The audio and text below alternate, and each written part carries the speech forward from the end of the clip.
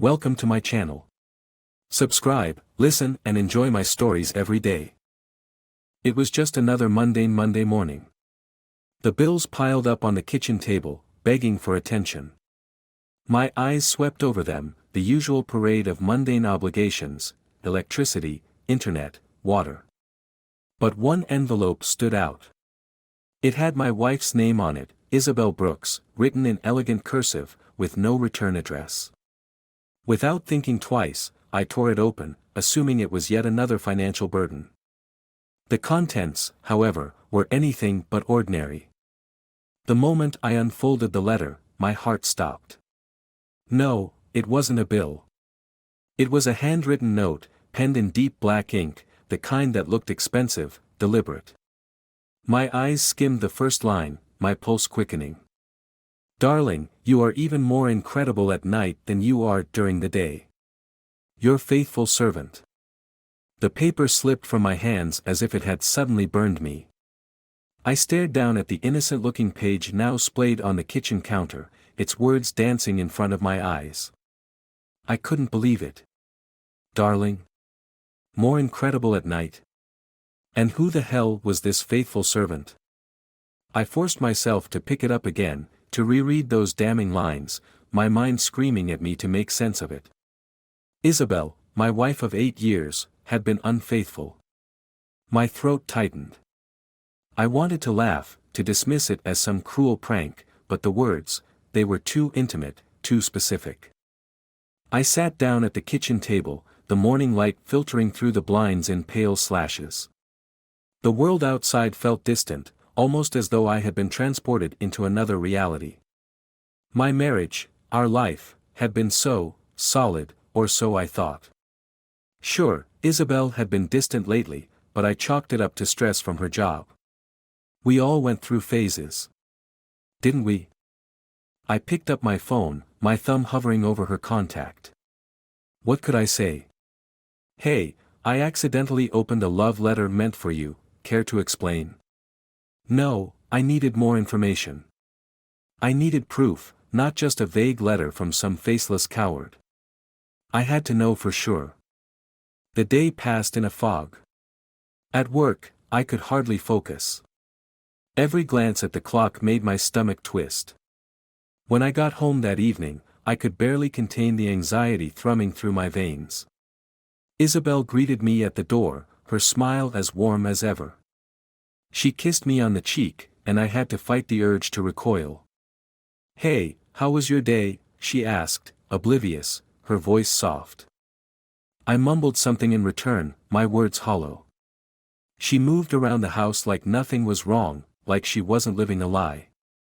The letter still weighed heavily in my pocket, burning a hole in my conscience. That night, after she fell asleep, I crept out of bed and into her study. Isabel was always meticulous, but I had never thought to question her attention to detail before. Now, it was suspicious, every little action she took cloaked in secrecy. I rifled through her desk drawers, my hands shaking. I didn't even know what I was looking for, confirmation, I suppose. Then, I found it. An unfamiliar key. The shape was odd, not one that fit any lock in our house. My breath hitched. Whatever it unlocked, it was part of the secret Isabel had been keeping from me. The following day, when she left for work, I followed her. The key burned a hole in my pocket, a constant reminder of what I'd uncovered. She drove across town, to a part of the city I rarely ventured into, pulling up to a brick building with no signs or markings. My stomach churned as I watched her enter. I waited in the car for what felt like hours, each minute dragging longer than the last. What the hell was she doing in there? My mind ran wild with possibilities. Eventually, she emerged, her face a mask of calm. No guilt. No shame. Once she was out of sight, I approached the building, using the key to slip inside. The hallways were dimly lit, but I could hear faint noises, strange sounds that made my skin crawl. I followed them, and what I saw when I opened that final door. I couldn't have imagined it. There he was. The man from the letter. He was tied to a radiator, his shirt soaked in sweat, his face bruised. Isabel, my Isabel, stood over him, a whip in her hand. The sound of the leather snapping against his skin echoed through the room, each crack sending a wave of nausea through me. I stumbled back, my hand covering my mouth. It wasn't just an affair. It was something darker, more twisted. And Isabel, she didn't look like the woman I thought I knew. Mark, she finally noticed me, her eyes widening in shock. The whip fell from her hand, hitting the floor with a soft thud. I couldn't breathe. The air was thick, suffocating. The man groaned, shifting against his restraints, and I realized I didn't just hate him, I hated her. The betrayal cut deeper than anything I had ever experienced. She had lied to me, deceived me, and the truth of it all was right here, staring me in the face. For a long moment, none of us moved. I could hear my own heartbeat, loud and frantic. Isabel opened her mouth to speak, but I didn't wait to hear her excuses. "You'll regret this," I whispered, venom dripping from my words. I turned on my heel and walked out, leaving her stunned in the dim room. My mind was already working, formulating a plan. Revenge wasn't just an option, it was inevitable. She had ruined our marriage, destroyed my trust, and now I would return the favor. I would take everything from her, piece by piece, just as she had done to me. This was only the beginning. I drove home in silence, my knuckles white against the steering wheel. The scene in that room played on a loop in my mind, Isabel standing over that man, whip in hand, as if she were someone else entirely. The image of her, the woman I had loved for nearly a decade, morphed into something grotesque. It was like watching a stranger in a body I once knew. I parked in front of the house, staring at it for a long moment. The life I had built with her felt like a lie, the walls of our home now suffocating me. I couldn't go inside, not yet. Not until I had a plan. I reached for my phone and scrolled through the contacts until I found the name. Eric Carter. My oldest friend, and a man who had seen me through every high and low. I hadn't told him anything yet, but I needed him now more than ever. The phone rang twice before his familiar voice answered. "Mark? Everything all right?" "No," I said, my voice low. "I need you to come over. Now." "Jesus, man. What happened?" "I'll explain when you get here. Just, please." There was a pause on the other end, and I could almost hear his hesitation, but he finally said, "I'm on my way." I hung up, leaning my head against the steering wheel. Everything felt too heavy, too fast. But I didn't have the luxury of time. I had to act. Isabel would be home in a few hours, and by then, I needed to know exactly what I was going to do. Eric arrived within the hour, his tall frame blocking out the setting sun as he walked up the driveway. He knocked on the car window, looking confused. I stepped out, and the moment he saw my face, his expression shifted from confusion to concern. "Mark, what the hell is going on?" he asked, his voice urgent. "You look like you've seen a ghost." "I wish it were just a ghost." I tried to keep my voice steady, but the anger seeped through. "Come inside."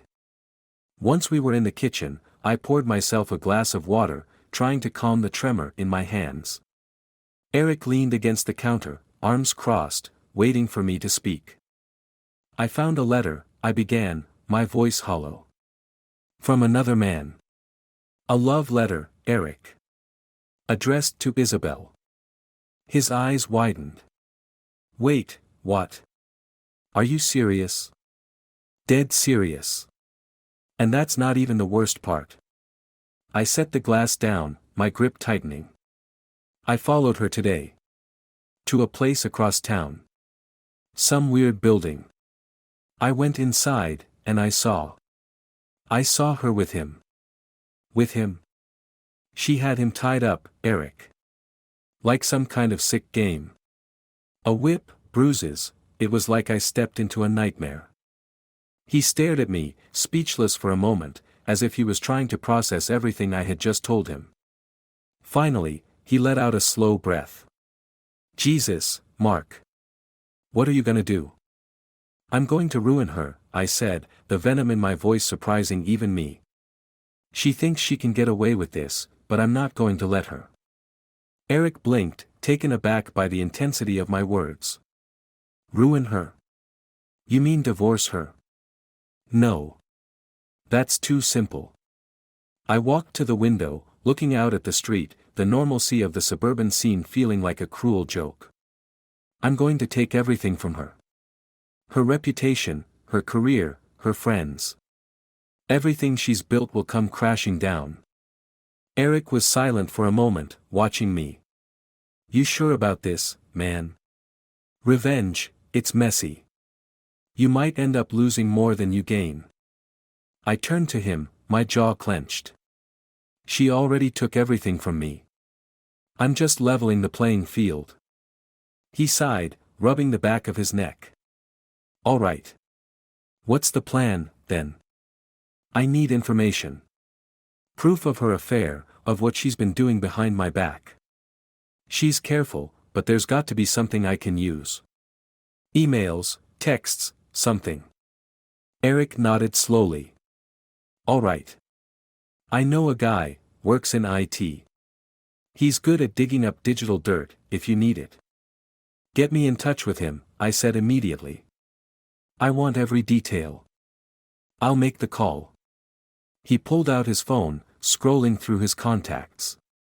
But you're gonna need more than that, Mark. You want to destroy her life.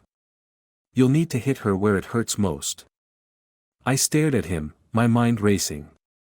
Isabel had always been obsessed with appearances, with how people saw her. Her job at the PR firm, the charity events she attended, the social media accounts she curated so carefully, it was all part of the image she projected. If I could tear that down. She's built her whole life around her reputation, I said slowly, the pieces falling into place.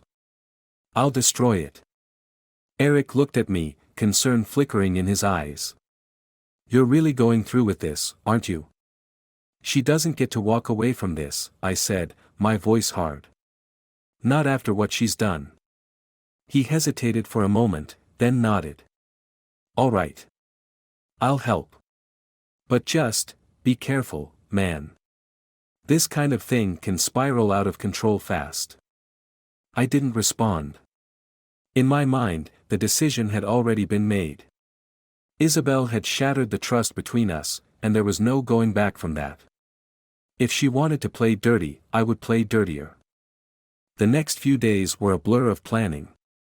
Eric's contact, a man named Derek, was as good as promised. He managed to pull up emails and messages that Isabel had exchanged with her lover. They were graphic, explicit, painting a clear picture of their sordid relationship. But it wasn't just the affair. There were other conversations too, plans to use money from our joint accounts, schemes to manipulate me into thinking I was the one losing my mind. I stared at the screen in disbelief, the bile rising in my throat. She had been planning this for months.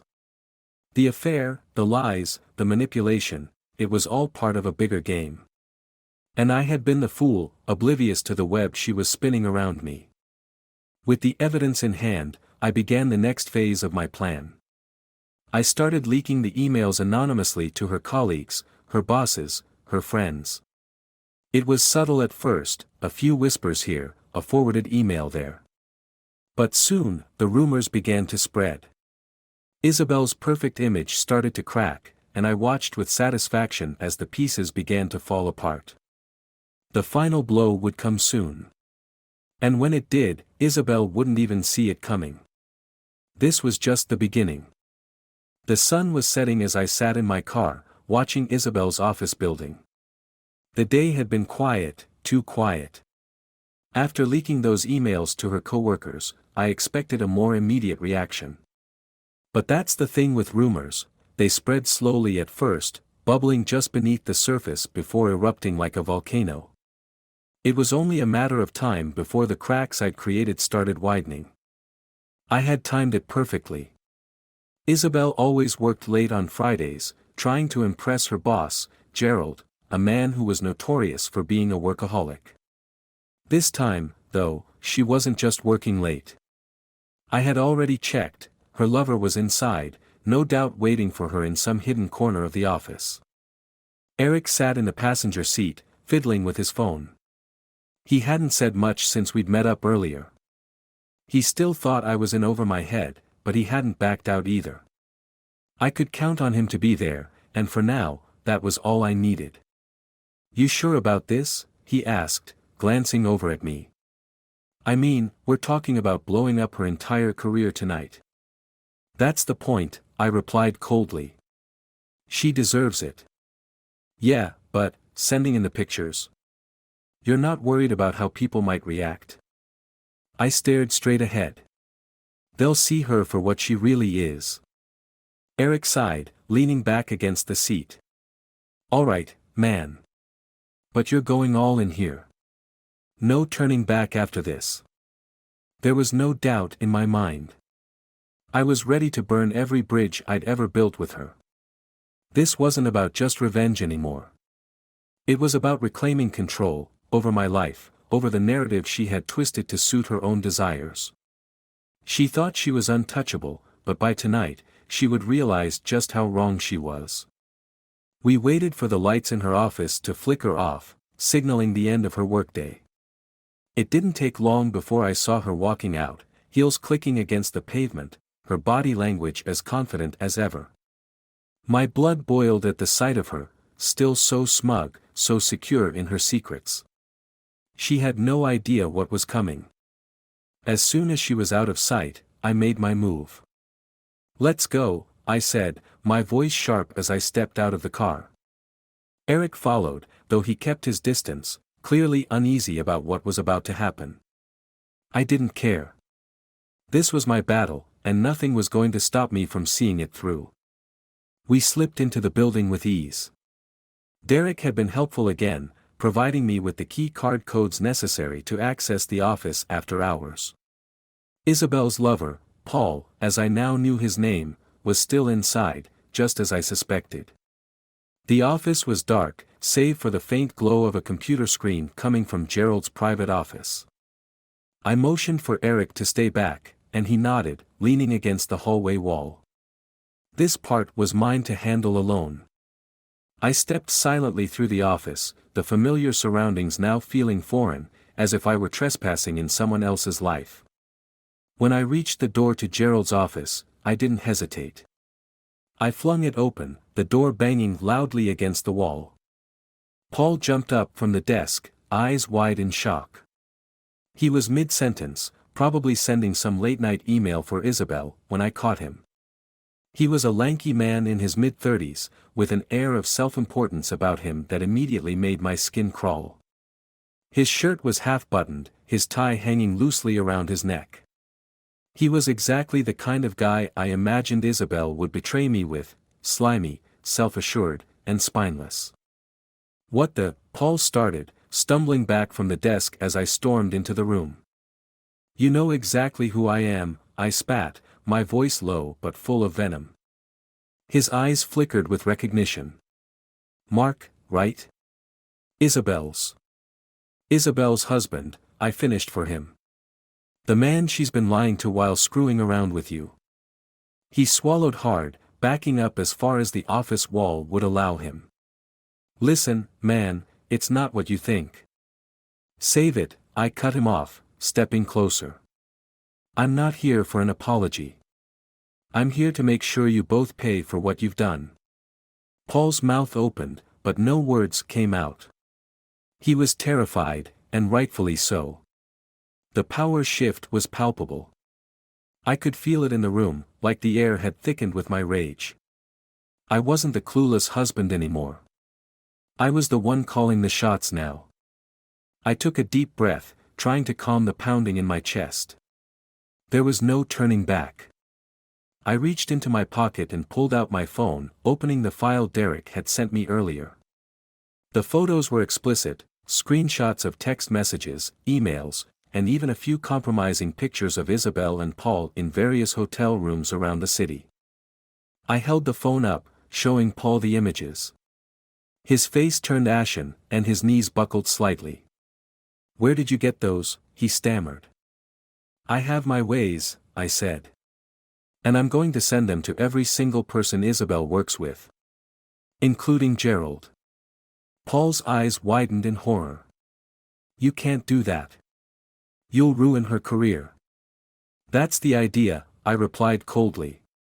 "She ruined our marriage. It's only fair I return the favor." "Look, Mark," he said, his voice trembling, "I didn't want to get involved in this. She came to me. It was all her idea." I shook my head, cutting him off again. "Don't even try to shift the blame. You're both guilty." He opened his mouth to protest, but I had heard enough. I sent the email, attaching every incriminating photo and document I had. The recipients were everyone at Isabel's firm, including the partners, her closest friends, and even some of her clients. By the time she walked into work the next morning, her entire world would come crashing down around her. I turned on my heel and left Paul standing there, pale and silent. When I walked back out into the hallway, Eric was waiting, his arms crossed, a frown etched on his face. "So?" he asked, his voice cautious. "It's done," I said simply. Eric sighed, shaking his head slightly. "This is going to get ugly, man." "I know," I replied. "That's the point." We walked back to the car in silence. The cool night air did nothing to ease the tension coiling inside me. I should have felt triumphant, but instead, there was a hollow pit in my stomach. This was just the first strike, the first blow in a war that was far from over. As we drove away, I imagined Isabel's face the next morning when she saw the fallout from my email. The shock, the disbelief, and finally, the realization that her perfect little life was unraveling right in front of her. But this wasn't enough. Not yet. I wasn't finished with her. Not by a long shot. The morning after I sent the emails, I sat in my office at home, waiting. My phone buzzed incessantly, notifications from Isabel's colleagues, mutual acquaintances, and even a few of her clients flooding in. They were all variations of the same message: shock, confusion, disbelief. I could imagine the chaos unfolding at her office, Gerald pacing his plush office, fury written across his face, Isabel, trying to explain herself, denying everything until the evidence was too overwhelming to dispute. I had torn apart her carefully constructed image, and she was scrambling to pick up the pieces. But this wasn't over. Not yet. Eric called around noon, his voice low and strained. "It's happening, man. People are talking. I heard from a guy at her firm, Gerald's having a closed-door meeting right now. She's probably getting fired." I smiled grimly. "Good. You don't sound happy." "I'm not done," I replied. Eric hesitated. "Mark, listen. I get that you're angry. Hell, I'd be the same way if it were me. But at some point, you gotta ask yourself, how far are you willing to go?" I clenched my jaw, staring out the window. The suburban street outside was quiet, peaceful, as if the world didn't know the storm brewing inside me. Far enough to make sure she regrets every second of what she did. "All right," he sighed. "But be careful, man. This kind of revenge, it can eat you alive." I hung up without responding, tossing the phone onto the desk. Eric didn't get it. He hadn't been betrayed the way I had, hadn't been made a fool of by the person he trusted most in the world. There was no coming back from that. Isabel didn't come home that night. I expected as much. She knew what was waiting for her here, me, the man whose life she had tried to ruin, waiting in the shadows with all the power in my hands. I imagined she was staying with Paul, clinging to him like the lifeline he could never be. They thought they could survive this together. How naive. I spent the night planning, thinking about how to finish what I had started. Destroying her reputation wasn't enough. I needed to hit her where it would hurt most: her money, her freedom, her very sense of security. And I knew exactly how to do it. Isabel and I had a joint bank account. She managed most of the finances, trusting that I had no interest in the minutiae of it all. But I had always kept an eye on things. I knew exactly how much was in there and where the money was going. She'd been careless, transferring funds into an account I had never seen before. An account in her name only. It didn't take much to figure out that she was siphoning money from me, likely to fund her little escapades with Paul. That was the final straw. I spent the next day emptying our joint accounts. Every last dollar went into an offshore account I had set up years ago. By the time Isabel realized what had happened, it would be too late. She wouldn't have a penny to her name. But I didn't stop there. Using the information Derek had given me, I hacked into the mysterious account she had been transferring money to. It was easier than I expected. Isabel had always been smart, but in this case, she'd gotten sloppy. I drained that account too, leaving nothing behind. When I was finished, Isabel was broke. I knew it would ruin her. She had grown up wealthy, accustomed to comfort and privilege, and now she would have nothing. Paul wouldn't be able to save her. He was just as desperate as she was, living paycheck to paycheck. And then, I sent the final message. One last email, sent to both Isabel and Paul. It's over. I've taken everything. You deserve each other, empty and worthless. Just like you left me. I hit send, leaning back in my chair, my heart racing. The satisfaction was there, but it was hollow. I had expected to feel triumphant, but all I felt was a cold emptiness settling in my chest. Revenge, it turned out, didn't fill the void. Hours passed, and still, there was no sign of Isabel. No desperate phone calls, no angry texts. It was almost eerie, the silence that followed. Then, finally, around midnight, I heard the door creak open. I stood in the living room, waiting, my hands clenched at my sides. Isabel stepped inside, her face pale, her eyes red-rimmed.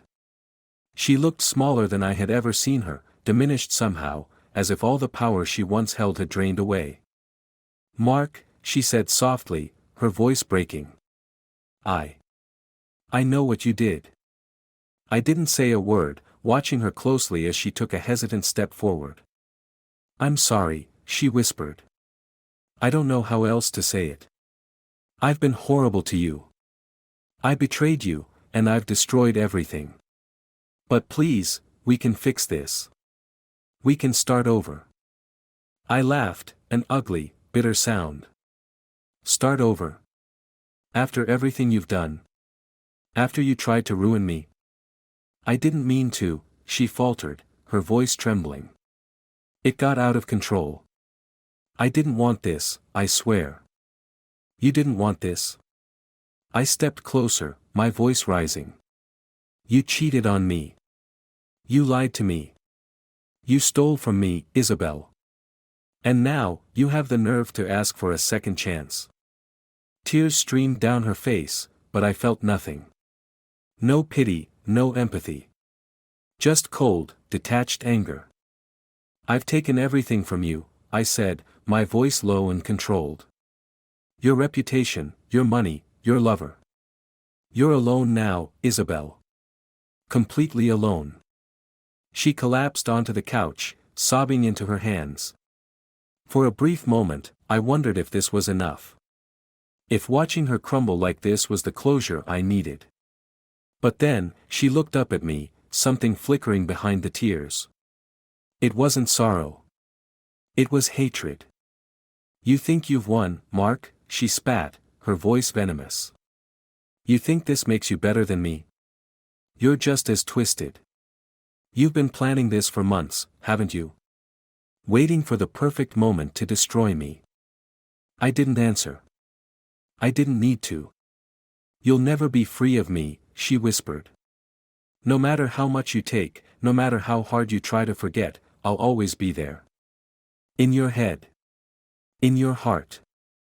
I stared at her, the woman I once loved, realizing she was right. This was a hollow victory. There was no peace in revenge, only ashes. Get out, I said finally, my voice flat. I never want to see you again. Isabel stood, wiping the tears from her face. Goodbye, Mark, she said, her voice empty. I hope you enjoy the ruins. She walked out the door, and just like that, she was gone. I stood there in the silence, staring at the door, knowing that no matter what I had done, the betrayal would haunt me forever.